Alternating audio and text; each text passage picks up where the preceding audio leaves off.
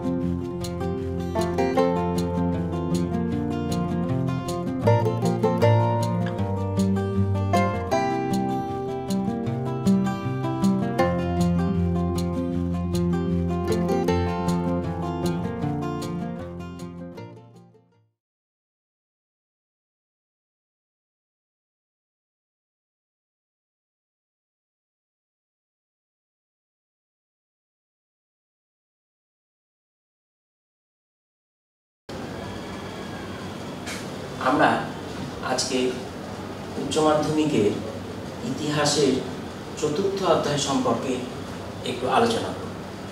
আমাদের ইতিহাসে একটি লিখে নিই,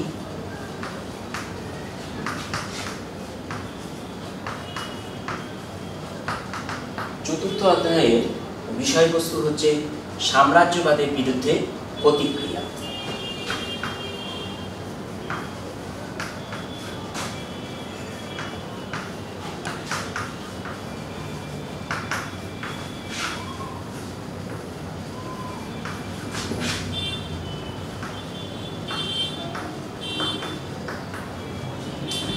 এই অধ্যায়ে যে সবথেকে প্রথমে যে গুরুত্বপূর্ণ প্রশ্নটা আমাদের সামনে আসে সেটা হচ্ছে মধ্যবিত্ত শ্রেণী।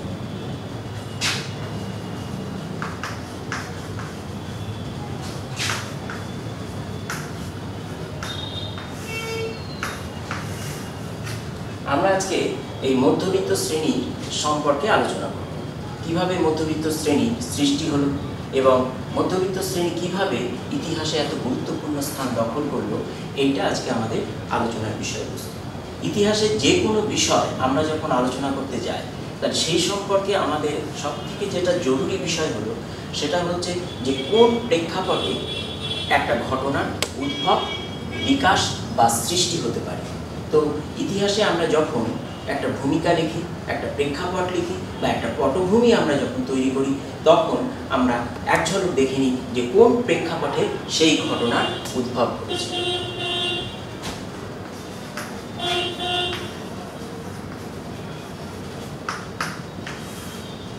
মধ্যবিত্ত শ্রেণীর উদ্ভব সম্পর্কে পড়তে গেলে আমাদের একটু পিছনে ফিরে, অর্থাৎ পিছনের ইতিহাস সম্পর্কে আমাদের জানা একান্তই দরকার। পিছনের ইতিহাসে কি ছিল? আমরা যদি অনেকটা পিছনে আসি তাহলে আমরা দেখতে পাবো যে 1707 সাল ভারতবর্ষের ইতিহাসের ক্ষেত্রে একটা অত্যন্ত গুরুত্বপূর্ণ বিষয়। কি হয়েছিল 1707 সালে? 1707 সাল ঔরঙ্গজেবের মৃত্যু। বিখ্যাত এবং সব থেকে শক্তিশালী শেষ মুঘল সম্রাট ঔরঙ্গজেব মারা গেলেন। ঔরঙ্গজেব মারা যাওয়ার সাথে সাথে ভারতবর্ষের রাজনৈতিক এবং অর্থনৈতিক এবং সেই সঙ্গে ভারতবর্ষের সামাজিক ইতিহাসের ক্ষেত্রে একটা বিরাট পরিবর্তন দেখা গেল। একটা পরিবর্তন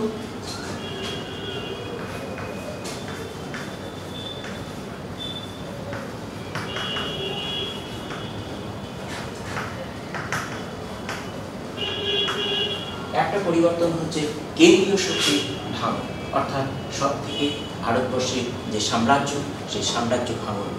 আর কেন্দ্রীয় শক্তির ভাঙনের সাথে সাথে ভারতবর্ষে দেখা দিল বিভিন্ন আঞ্চলিক শক্তির উদ্ভব।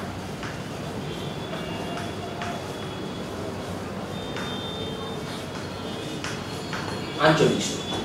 এবার আমরা দেখে নেব এই আঞ্চলিক শক্তিগুলোর মধ্যে আবার কারা বেশি গুরুত্বপূর্ণ ছিল।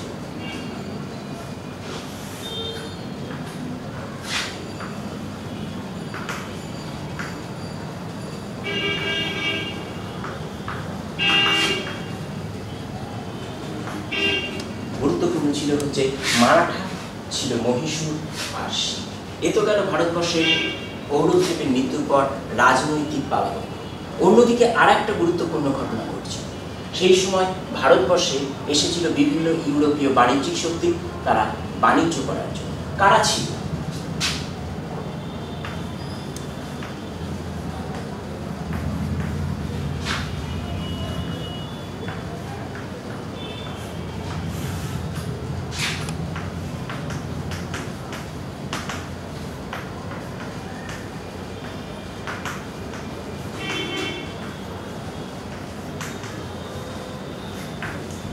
মুখ্যত এরাই ছিল ভারতবর্ষের সবথেকে শক্তিশালী বাণিজ্যিক শক্তি।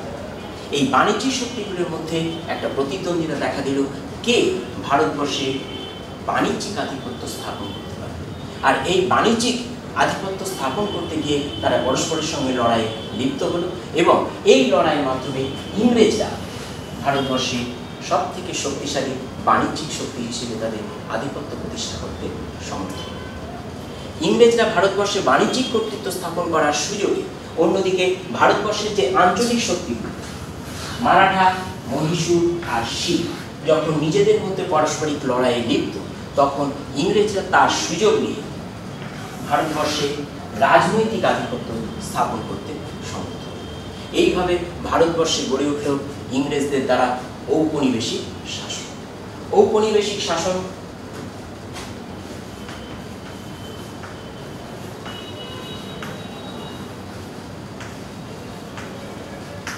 ইংরেজদের দ্বারা প্রতিষ্ঠিত হলো ভারতবর্ষে ঔপনিবেশিক শাসন। এখানে একটা কথা আছে উপনিবেশ। আমি একটু উপনিবেশ কথাটার অর্থ বলে দিই। উপনিবেশ বলতে আমরা বুঝি সাধারণভাবে যখন কোনো একটা শক্তিশালী দেশ একটা দুর্বল দেশের উপরে তাদের রাজনৈতিক আধিপত্য প্রতিষ্ঠা করে, তখন সেই দুর্বল দেশটা হয়ে যায় শক্তিশালী দেশের উপনিবেশ। এখানে ভারতবর্ষের ক্ষেত্রে ঘটনাটা ছিল একেবারে লজ্জাজনক, কারণ এখানে শক্তিশালী দেশ নয়, শক্তিশালী দেশের একটা মাত্র কোম্পানি, ইংরেজ ইস্ট ইন্ডিয়া কোম্পানি ভারতবর্ষের উপরে তাদের আধিপত্য প্রতিষ্ঠা করতে সমর্থ হয়েছিল। এই রাজনৈতিক আধিপত্য স্থাপন করলো ইংরেজরা, চালু করলো তাদের ঔপনিবেশিক শাসন। আর ঔপনিবেশিক শাসনের হাত ধরে ভারতে এলো পাশ্চাত্য শিক্ষা।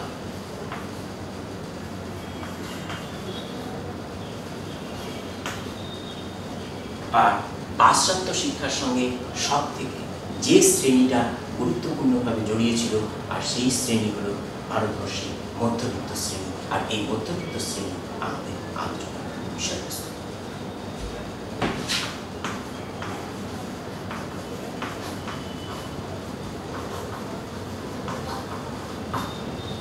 তাহলে আমরা প্রেক্ষাপট মধ্যবিত্ত শ্রেণী বুঝে নিলাম। 1707 সাল যখন ঔরঙ্গজেবের মৃত্যু, ভারতের কেন্দ্রীয় শক্তির পতন এবং আঞ্চলিক শক্তির উদ্ভব। অন্যদিকে ইউরোপীয় বাণিজ্যিক শক্তির ভারতবর্ষে প্রবেশ এবং এই বাণিজ্যিক শক্তির মধ্যে দিয়ে ইংরেজদের কর্তৃত্ব প্রতিষ্ঠা এবং তারপর ভারতবর্ষের রাজনৈতিক ক্ষেত্রে তাদের হস্তক্ষেপ এবং ঔপনিবেশিক শাসন প্রতিষ্ঠা। আর এই ঔপনিবেশিক শাসনের মধ্যে দিয়ে ভারতবর্ষে পাশ্চাত্য শিক্ষার বিস্তার, আর পাশ্চাত্য শিক্ষার হাত ধরে উদ্ভব মধ্যবিত্ত শ্রেণী।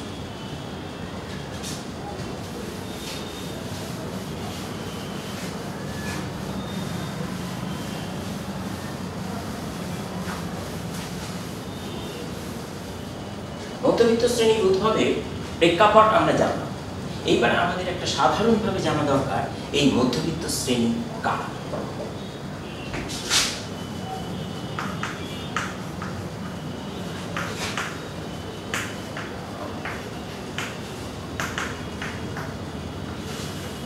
মধ্যবিত্ত শ্রেণী কারা এইটা বলতে গিয়ে প্রথমে আমরা তিনভাবে মধ্যবিত্ত শ্রেণীকে ব্যাখ্যা করব। এক,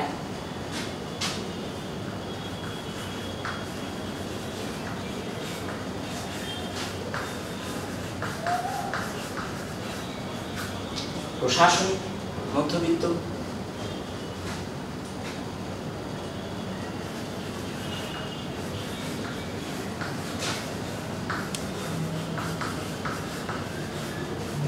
বাণিজ্যিক মধ্যবিত্ত,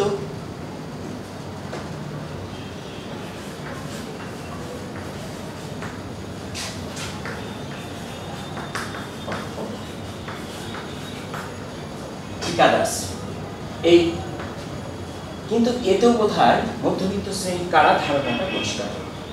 প্রশাসনিক মধ্যবিত্ত মানে যারা ইংরেজ সরকারের অধীনে বিভিন্ন ধরনের চাকরি করতেন তারাই ছিলেন হচ্ছে প্রশাসনিক মধ্যবিত্ত।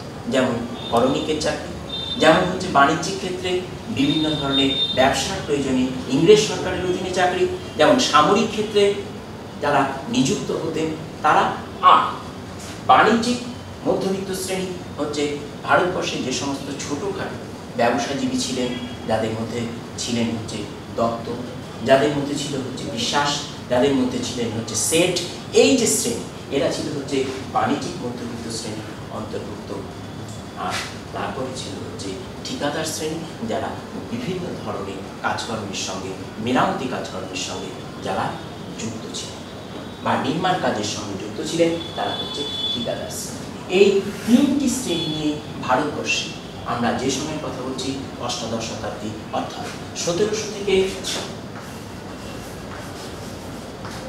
1799 খ্রিস্টাব্দ, এই সময়ের মধ্যে আমরা মধ্যবিত্ত শ্রেণী বলতে এই তিনটি শ্রেণীর সঙ্গে যুক্ত বিভিন্ন পেশার অন্তর্ভুক্ত ব্যক্তিদেরকে আমরা মধ্যবিত্ত শ্রেণী বলে চিহ্নিত করেছি। এখন আমরা দেখে নিব যে এই মধ্যবিত্ত শ্রেণী এক কথায় একটা সংজ্ঞা কিভাবে দেওয়া যায়। খুব সহজে আমরা বলতে পারি মধ্যবিত্ত শ্রেণী হচ্ছে আমরা উচ্চবিত্ত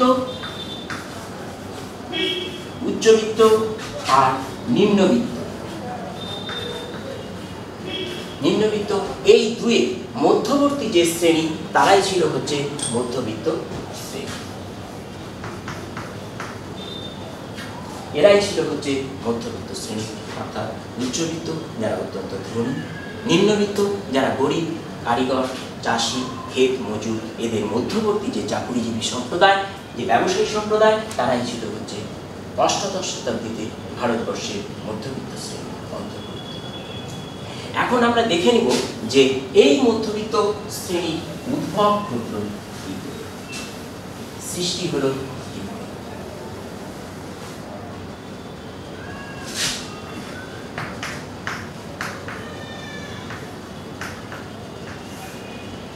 মধ্যবিত্ত শ্রেণীর উদ্ভবের পিছনে ব্রিটিশ সরকারের একটা গুরুত্বপূর্ণ ভূমিকা কাজ করেছে। কারণ একটা দেশে যখন কোনো একটা শক্তিশালী দেশ তাদের রাজনৈতিক আধিপত্য স্থাপন করে, তখন যে কেবলমাত্র তাদের সাম্রাজ্য সম্পূর্ণ রকমভাবে স্থায়ী হয় তা কিন্তু, কারণ তার বাইরে, রাজনৈতিক আধিপত্যের বাইরেও কিন্তু আরও দুটো জিনিস থাকে, সেটা হচ্ছে সাংস্কৃতিক আধিপত্য আর হচ্ছে সামাজিক আধিপত্য। এই সাংস্কৃতিক আধিপত্য প্রতিষ্ঠা করতে গেলে দরকার হচ্ছে এমন এক শ্রেণীর মানুষ যারা রক্তে সেই দেশের হলেও তারা কাজ করবে হচ্ছে সেই উপনিবেশিক শাসকের।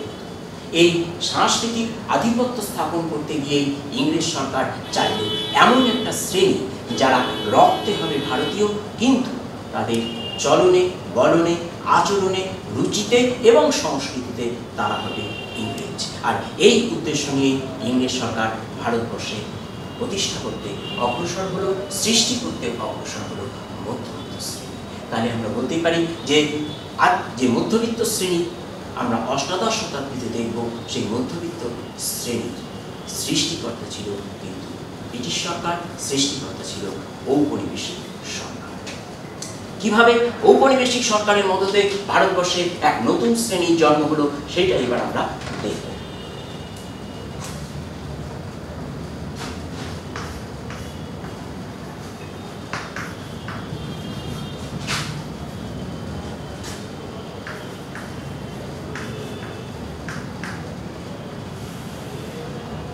ভারতবর্ষ এক বিশাল দেশ। আমি আগেই বলেছি যে ভারতবর্ষে কিভাবে ইংরেজরা তাদের বাণিজ্যিক মানদণ্ডকে তারা রাজদণ্ডে রূপান্তরিত করেছে। 1757 সালে পলাশীর যুদ্ধ, 1764 সালে বক্সারের যুদ্ধ, 1765 সালে দেওয়ানি, এই সমস্ত ঘটনা একদিকে যেমন বাংলার উপরে তাদের আধিপত্য প্রতিষ্ঠা করছে, অন্যদিকে মারাঠা, মহীশূর, শিখ, ওখানে মারাঠাদের সঙ্গে তারা 3টে যুদ্ধে লিপ্ত, মহীশূরের সঙ্গে 4টে, আর শিখদের সঙ্গে 2টি যুদ্ধে। এইভাবে ভারতবর্ষের শক্তিশালী আঞ্চলিক শক্তিগুলোকে তারা সম্পূর্ণ রকমভাবে ধ্বংস করে গোটা ভারতবর্ষে তাদের কর্তৃত্ব প্রতিষ্ঠা করেছে। কিন্তু এ তো গেল হচ্ছে রাজনৈতিক কর্তৃত্ব প্রতিষ্ঠা, কিন্তু ভারতবর্ষে তো ইংরেজরা দুদিনের জন্য এসে লুণ্ঠন করে তারা ফিরে যেতে চায়। তারা এসেছিল ভারতবর্ষে দীর্ঘদিন ধরে তাদের শাসন ব্যবস্থাকে কায়েম করতে, আর এই জন্য প্রয়োজন ছিল তাদের একটা অত্যন্ত উন্নত সুষ্ঠু একটা প্রশাসনিক ব্যবস্থা গড়ে তুলতে। আর এই প্রশাসনিক ব্যবস্থা গড়ে তোলার জন্য তাদের প্রয়োজন ছিল প্রচুর পরিমাণে সরকারি কর্মচারী। কিন্তু ইংল্যান্ড থেকে যে পরিমাণে ইংরেজরা ভারতবর্ষে আসতেন, তাদের সংখ্যা মোটেও এই ভারতবর্ষের মতো এই বিশাল দেশে প্রশাসনিক কার্য পরিচালনার মতো কিন্তু সংখ্যায় ছিল। ফলে ইংরেজদের পক্ষে ভারতীয় কর্মচারী নিয়োগ করা ছাড়া আর কোনো উপায় ছিল। এই ভারতীয় কর্মচারী নিয়োগ করার জন্যই ইংরেজরা উচ্চ পদগুলোতে কেবলমাত্র তাদের জন্য সীমাবদ্ধ রাখল, আর নিচের পদগুলো তারা ভারতীয়দের মধ্যে বিতরণ করতে শুরু করল। কিন্তু এই নিম্ন পদগুলো তারাই পেত যারা হচ্ছে ইংরেজি ভাষা জানতেন এবং ইংরেজি ভাষায় শিক্ষিত ছিলেন। তাই আমরা বলতে পারবো যে ইংরেজরা তাদের প্রশাসনিক প্রয়োজনে এমন একটা শ্রেণী সৃষ্টি করলো যারা করণিক শ্রেণী, যারা ইংরেজদের প্রশাসনের কাজে ইংরেজদের অধীনে সাহায্য করত। এইভাবে সৃষ্টি হলো করণিক শ্রেণী।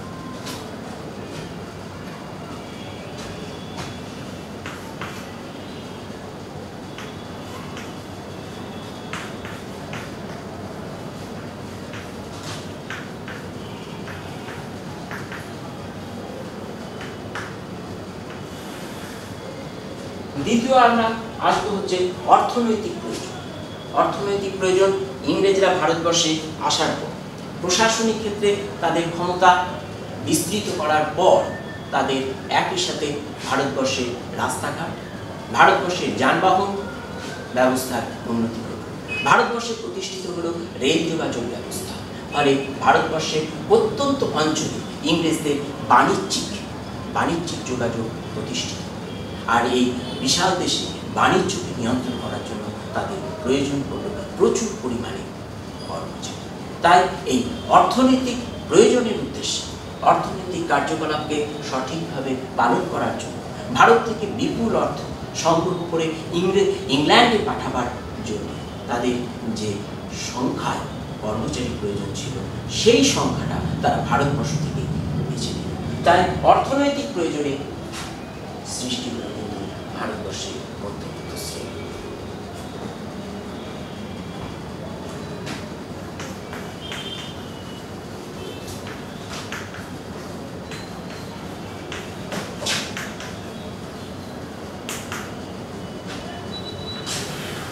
সামরিক প্রয়োজন।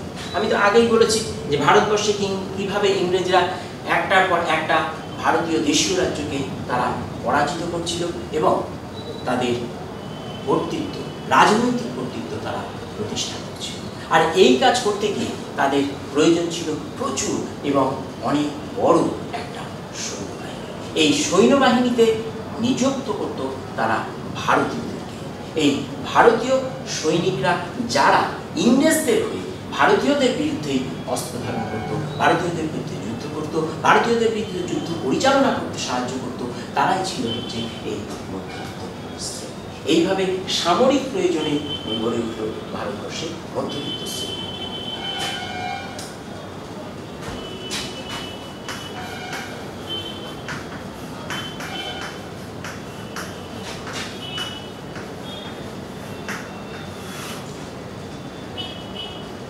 আর একটা কারণ আমি বলবো, সেটা হচ্ছে মধ্যস্বত্বভোগী। আগে মানেটা বলে দিই, মধ্যস্বত্বভোগী মানে যারা এমন একটা শ্রেণী যারা মধ্যবর্তী স্থানে অবস্থান করবে এবং সেখান থেকে তাদের লাভ বা মুনাফা সম্ভব। প্রশ্ন হলো কাদের মধ্যে অবস্থান করবে? উত্তর হলো এক উৎপাদক অর্থাৎ কৃষক, শ্রমিক, কারিগর এদের, আর অন্যদিকে হচ্ছে যারা বিক্রি করবে অর্থাৎ ইংরেজরা যারা ব্যবসা করবে তাদের। এই দুইয়ের মধ্যবর্তী ক্ষেত্রে যারা অবস্থান করত তারাই ছিল হচ্ছে মধ্য সত্যভোগী। আজকের দিনে খুব সহজ করে বলতে পারি এই মধ্য সত্যভোগী মানে হচ্ছে দালাল শ্রেণী, ইংরেজিতে যাকে বলা হয় এজেন্ট। তো এই মধ্য সত্যভোগী কিসের মধ্য সত্যভোগী? ভারতবর্ষে ইংরেজরা আসার পর ভারতবর্ষের ভূমির বিষয়কে তারা অনেক ক্ষেত্রে, তারা জমির ক্ষেত্রে অনেকগুলো পরিবর্তন নিয়ে এসেছিল। কিরকম পরিবর্তন এনেছিল? তারা ভূমি রাজস্ব ব্যবস্থার ক্ষেত্রে প্রবর্তন করেছিল পাঁচশালা, একশালা, রায়তবাড়ি, চিরস্থায়ী,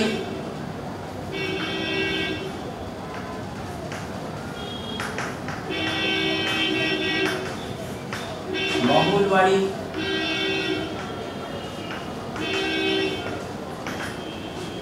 পাঁচশালা, একশালা, রায়তবাড়ি, চিরস্থায়ী, মহলবাড়ি, ভায়াজ, এইরকম নানান ধরনের ভূমি ব্যবস্থা ব্রিটিশ সরকার ভারতবর্ষে প্রবর্তন করেছে। আর এই সমস্ত কার্যগুলো, এই সমস্ত পদ্ধতিগুলো পরিচালনা করার জন্য তাদের ভারতের জমি এবং ভারতের মৌসুম এবং উৎপাদন সম্পর্কে জানা কিছু কর্মচারীর প্রয়োজন ছিল। আর এই কর্মচারীরাই হল মধ্য সত্যভোগী, যারা ইংরেজদেরকে এই ভূমি ব্যবস্থা প্রচলনের ক্ষেত্রে সাহায্য করে। তাই এই মধ্য সত্যভোগীরাও পরিচিত হল মধ্যবিত্ত শ্রেণী। এইভাবে ভারতবর্ষে নানান প্রয়োজন। আর একটা বলি, সেটা হচ্ছে শিল্পের প্রয়োজন।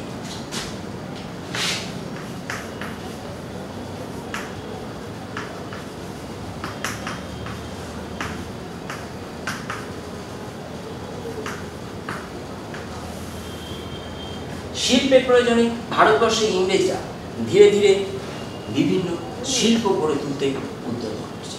যেমন হচ্ছে চা শিল্প, যেমন কফি এবং সুতি শিল্প, এইরকম নানান ধরনের শিল্প আর কলকারখানা ভারতবর্ষে, জাহাজ নির্মাণ শিল্প, এরকম নানান ধরনের শিল্প কলকারখানা তারা ভারতবর্ষে গড়ে তুলছিল। আর এই ধরনের শিল্প কলকারখানা গড়ে তোলার জন্য তাদের প্রয়োজন ছিল প্রচুর কর্মচারী। তাই শিল্পের প্রয়োজনেও তৈরি হলো মধ্যবিত্ত শ্রেণী।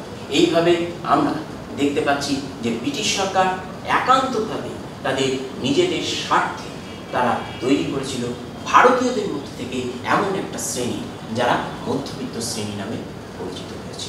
তাই আমরা মধ্যবিত্ত শ্রেণীর সৃষ্টির পিছনে ইংরেজদের উদ্দেশ্য যে সম্পূর্ণ রকমভাবে নিহিত ছিল সে কথা আমরা বলতে পারি। তাই আমরা আশা করি বুঝতে পেরেছি যে কিভাবে ভারতবর্ষে মধ্যবিত্ত শ্রেণী গড়ে উঠেছিল ইংরেজদের করণিক সৃষ্টির প্রয়োজনে, ইংরেজদের অর্থনৈতিক প্রয়োজনে, ইংরেজদের সামরিক প্রয়োজনে, ইংরেজদের ভারতের মধ্যস্বত্বভোগী সৃষ্টির জন্য জমি ব্যবস্থার প্রয়োজনে আর শিল্পের প্রয়োজনে তৈরি হয়েছিল মধ্যবিত্ত শ্রেণী। এইবার আমরা মধ্যবিত্ত শ্রেণীর বৈশিষ্ট্য কী ছিল সেইটা জানবো। মধ্যবিত্ত শ্রেণীর বৈশিষ্ট্য সম্পর্কে আমরা যদি জানতে পারি তাহলে এই শ্রেণীটাকে আমাদের চিনে নিতে সব থেকে সুবিধে হবে। এই শ্রেণীর মধ্যে কি কি বৈশিষ্ট্য ছিল যার ফলে আমরা অন্য শ্রেণী থেকে এদেরকে আলাদাভাবে চিনতে পারলাম, আমরা একজন সেইটা নিয়ে। মধ্যবিত্ত শ্রেণীর বৈশিষ্ট্য বলতে প্রথমেই যে কথা আমাদের মনে আসে সেটা হচ্ছে পাশ্চাত্য শিক্ষা।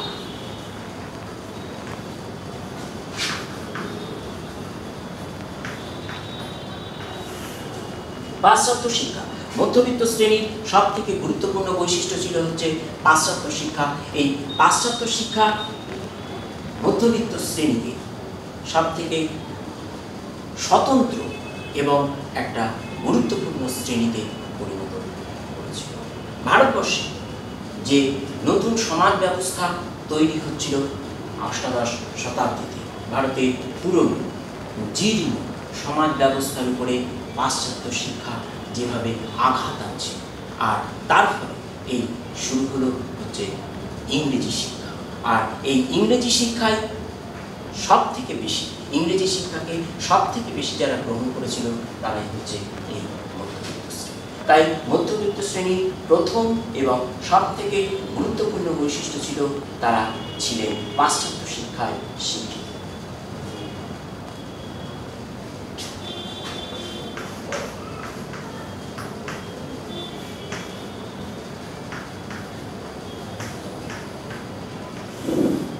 দ্বিতীয় বৈশিষ্ট্য বলবো হচ্ছে সংখ্যাল্পতা। মধ্যবিত্ত শ্রেণী সংখ্যায় ছিল অত্যন্ত কম। এর একটা বড় কারণ ছিল হচ্ছে যে সেই সময় পাশ্চাত্য শিক্ষা গ্রহণে কেন্দ্রের ছিল অভাব, এবং যে সমস্ত কেন্দ্রগুলো ছিল সেই সমস্ত কেন্দ্রগুলো থেকে যারা পাশ্চাত্য শিক্ষায় শিক্ষিত হয়ে আসতেন তারা সংখ্যায় ছিলেন অনেক কম। এমনকি ব্রিটিশ সরকার পর্যন্ত বলতে বাধ্য হয়েছিল যে এই মধ্যবিত্ত শ্রেণী যারা আয়তনের তুলনায় অনেক বেশি তারা গুরুত্ব পাচ্ছে, অর্থাৎ তাদের আকৃতি তাদের কম কিন্তু গুরুত্ব তাদের অনেক বেশি। কিরকম সংখ্যায় ছিল মধ্যবিত্ত শ্রেণী? মধ্যবিত্ত শ্রেণীর সংখ্যা সম্পর্কে জানতে পারা যাচ্ছে 1867 সালে নাগাদ এই মধ্যবিত্ত শ্রেণীর সংখ্যা ছিল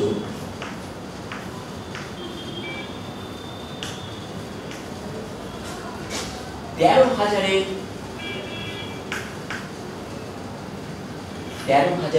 কিছু বেশি।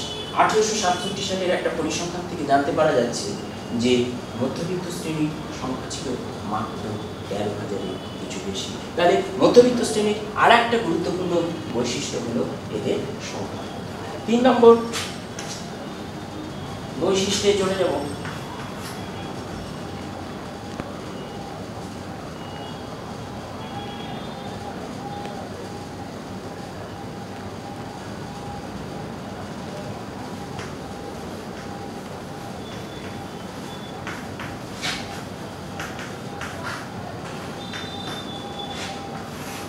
আর্থিক সংগতি। যারা মধ্যবিত্ত সম্প্রদায় হিসেবে গড়ে উঠেছিল তারা কিন্তু অর্থনৈতিক দিক থেকে অনেকটাই সংগতিপূর্ণ ছিল। কারণ আগে আমি বলেছি মধ্যবিত্ত শ্রেণীর যে উদ্ভব ঘটেছিল সেই উদ্ভব ছিল সরকারি চাকরিজীবী। উদ্ভব যারা ছিল তারা হচ্ছে ব্যবসায়িক শ্রেণী এবং ঠিকাদার শ্রেণীর অন্তর্ভুক্ত। তাই মধ্যবিত্ত শ্রেণী হিসেবে যারা আত্মপ্রকাশ করেছিলেন তারা আর্থিক দিক থেকে ছিলেন অনেকটা সমৃদ্ধ।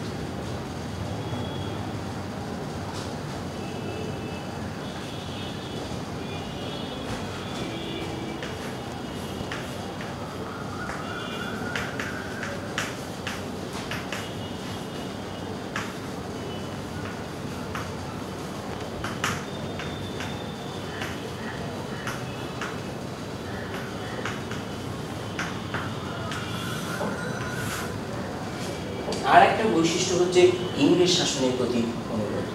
যেহেতু মধ্যবিত্ত শ্রেণী ব্রিটিশ সরকারের অধীনে চাকরি করতেন, ব্রিটিশ সরকারের কাছ থেকে তারা বেতন পেতেন এবং ব্রিটিশ সরকার প্রতিষ্ঠিত বিদ্যালয়ে তারা শিক্ষিত হয়েছিলেন, সেই জন্য তারা মনে করতেন ভারতবর্ষে ব্রিটিশ শাসন হল আশীর্বাদ পুষ্ট, অনেকটা দেবদূতের মতো ব্রিটিশ সরকার, এবং এই ব্রিটিশ সরকারের হাত ধরেই ভারতবর্ষে পরিবর্তন হচ্ছে। তাই মধ্যবিত্ত শ্রেণী কিন্তু ব্রিটিশ সরকারের প্রতি সম্পূর্ণ রকমভাবে অনুগত ছিল। আমরা পরবর্তীকালে যখন ইতিহাস পড়ব তখন আমরা দেখতে পাবো কীভাবে মধ্যবিত্ত শ্রেণী বিভিন্নভাবে ব্রিটিশ সরকারকে সহযোগিতা করেছে।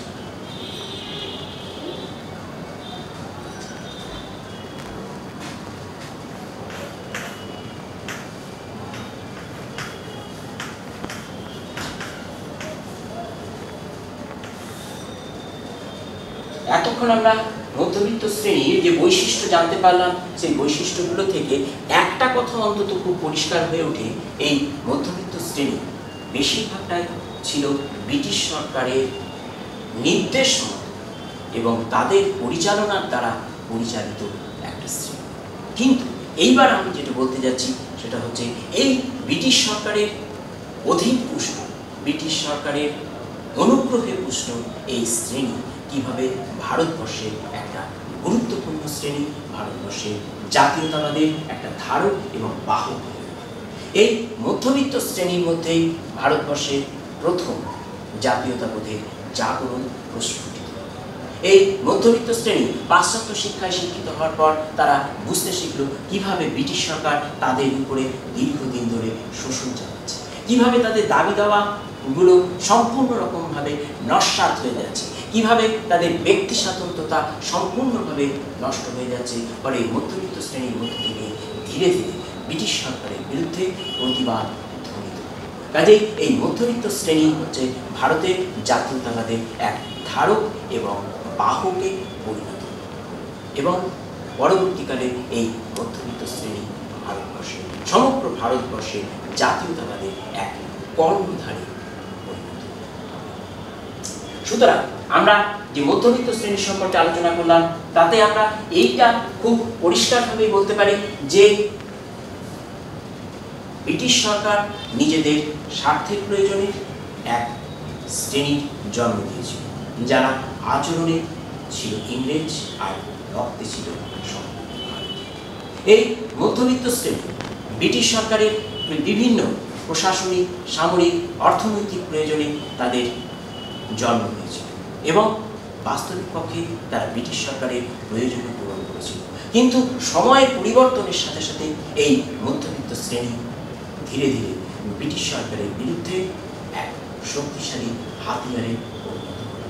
ভারতবর্ষের সমগ্র ভারতবর্ষকে নেতৃত্ব দেওয়ার মতো মানুষ এই মধ্যবিত্ত শ্রেণী থেকে আস্তে আস্তে গড়ে উঠল এবং সৃষ্টি হল ভারতবর্ষের জাতীয়তা।